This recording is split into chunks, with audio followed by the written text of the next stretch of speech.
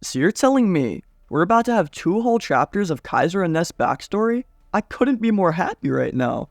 What's going on, everybody? My name's Animasu, and as always, I'm going to be overviewing the new Blue Lock 241 spoilers for you all. I'm sure you already know the drill, but if you happen to enjoy this content I pushed out and would like to support me, please make sure to check that you're subscribed to the channel, commenting on my videos, and even join the community Discord if that interests you.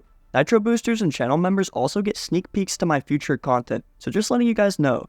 I hope you all enjoyed this chapter just as much as I did, and please have a great day. Starting off with this chapter's intro text, it says, "A heated game is inevitable. The other egoists are also clashing during Team Germany's break week. With the 7th match being Barca vs PXG and the 8th being Munchen vs Ubers, a glimpse of one player from each team is firstly shown.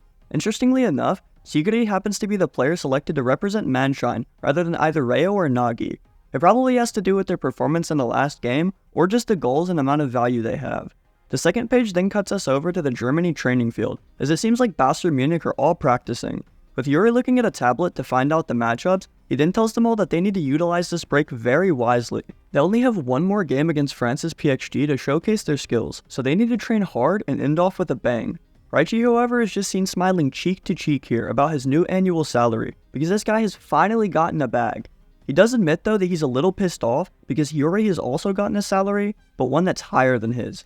Yuri goes on to point out that he's literally smiling and still looks happy, with even Corona mentioning that he just can't hide his joy. Yukimiya then goes on to tell Hiyori that his winning assist to Isagi was truly amazing, as he also asks if he's changed his mind about football. As we already know though, Hiyori tells him that he indeed will continue to play in his own way in order to produce the world's best striker.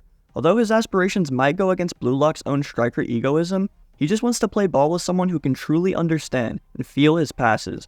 Yuki once again speaks with the voice of the community, telling Hiyori that his mentality is now just like Hitoshi's size. He too would only pass to people that he found worthy, and would test strikers on the field in any way he pleased. Isagi and Corona even join in messing with him by calling him once again an extreme sadist. Raichi even goes on to say that he's now dead as a striker due to his declaration. However, Hiyori is literally scrolling through Twitter without caring at all. Apparently Isagi is being talked about a lot more online now, as everyone seems to be sharing their opinions on the previous match. Isagi Yoichi is a player who will carry the future of Basel Munich. In the future, he should ideally play with Michael Kaiser with 2 up top. However, both players are not mentally ready to work together yet. If they understand and respect each other, they could have the potential to become the strongest combination in the world. It's actually so funny how most of these comments are about Kaiser and him teaming up. However, Isagi does not find this funny at all. This man is literally fuming while screaming out that there's no fucking way. Raichi goes on to taunt him by saying that he knew him and Kaiser were best buddies, with Isagi barking back that he would never be friends with such a disgusting asshole.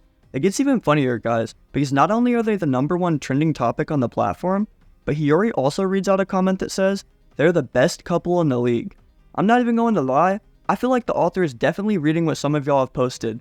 You guys know who you are.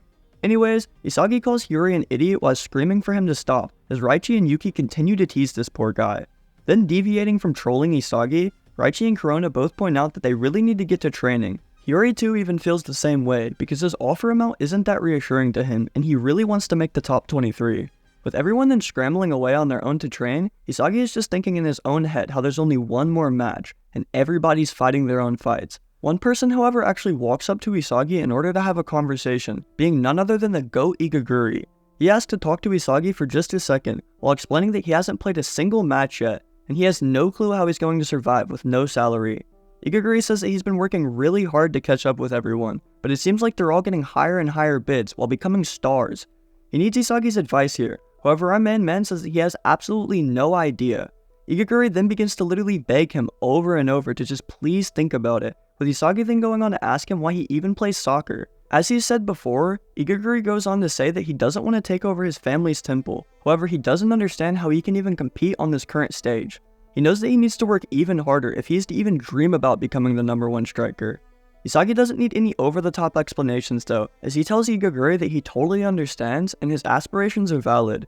Humans all have a tendency to only focus on the goals right in front of them, which for Igaguri, it just happens to be the avoidance of his temple duties. Isagi goes on to urge him to stop comparing himself in dreams with anybody else, as his reality, ego, and goals should all be unique to him. He even compliments his motivation in not wanting to take over the temple, as he calls it a great ego while telling him to be proud. Somebody really needs to edit Isagi and Igaguri like the Sukuna meme, because this man actually just hit us with the "Stand proud, Igaguri." You are strong.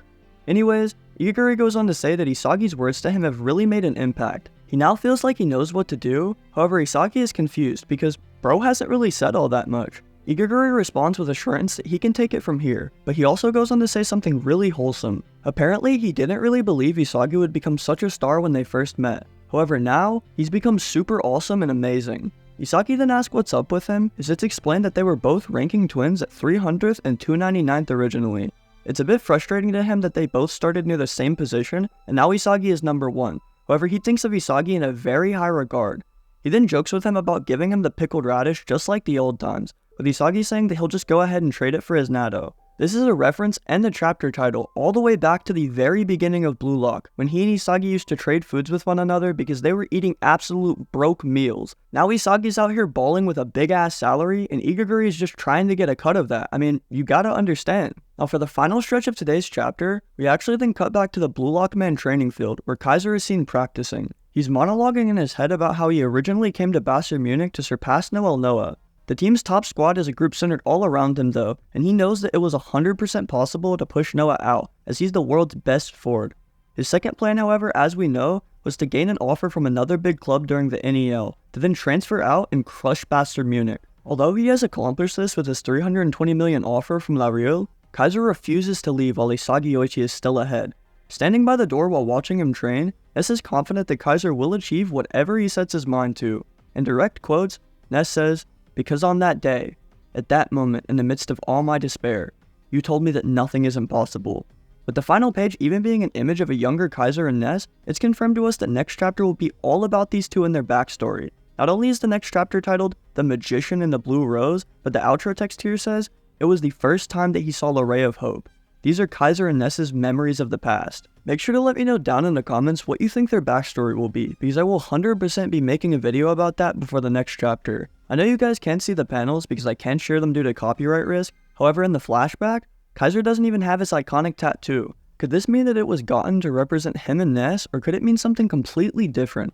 Also, I'm curious about if Igaguri will manage to foul his way into the top 23, because I realistically just don't want it happening. I know that he is the author or artist's favorite and all that, but comedic relief is not an excuse for this man's uprising. What do you all want the monk's fate to be? Because I've seen some people say that they really want him to stay. Anyways people, as always, I really appreciate you all for tuning in and supporting your boy. Make sure that you're subscribed to the channel, commenting on my videos, and even join the community Discord if that interests you.